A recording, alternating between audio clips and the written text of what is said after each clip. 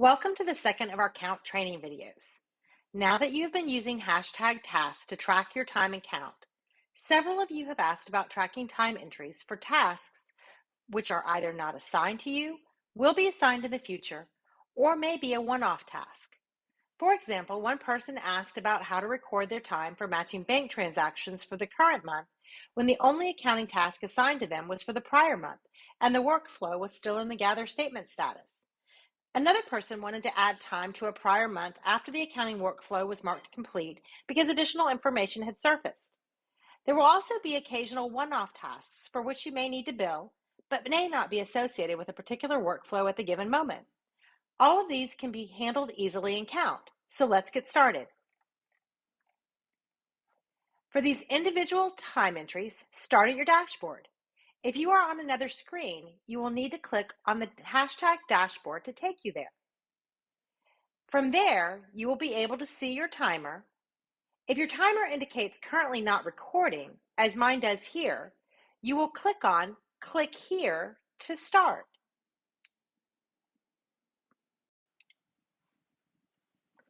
If your timer were to be already running, you would need to stop the timer by clicking on the white square inside of the red circle icon before proceeding to click here to start.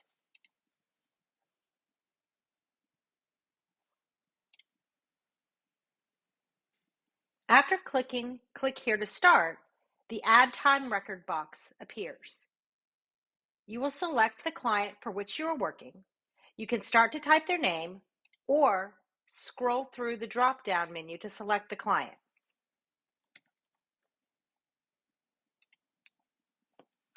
Next, you will pick a workflow. For the most part, you will be selecting accounting. However, there may be times when another workflow, such as 1099, will be more appropriate.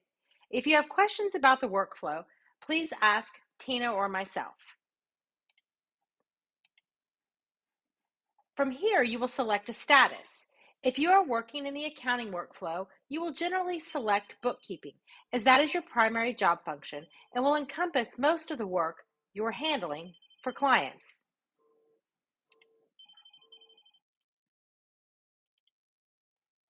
The next item for you to choose from is the task bucket. From here, you will be able to select from the next month or any prior months.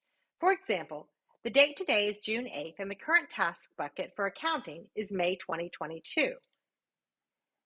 This means that we are working on accounting items for May close. If the work I need to record time for is matching bank transactions that occurred in June, I would pick the June 2022 task bucket. If it was for something that came in after the fact for April close, I would pick the April 2022 task bucket. If you aren't sure which task bucket to pick, I would err on the side of choosing the task bucket for the current close period.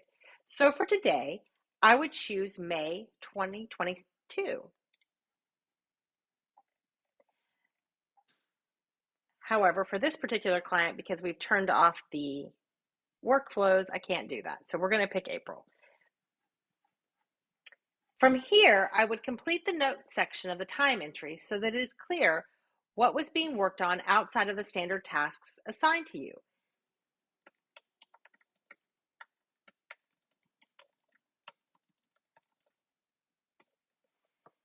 Once that is done, you can click record and your timer will begin.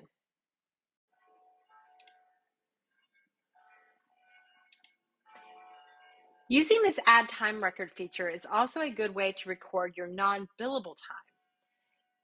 For that, you would select Admin as the client, and the workflow would be None. Here you could go to your non-billable bucket and you could choose from business development, firm administration, firm meeting, or training. For example, time spent watching these training videos would be recorded as training, and any staff meetings that we have would be recorded as firm meeting.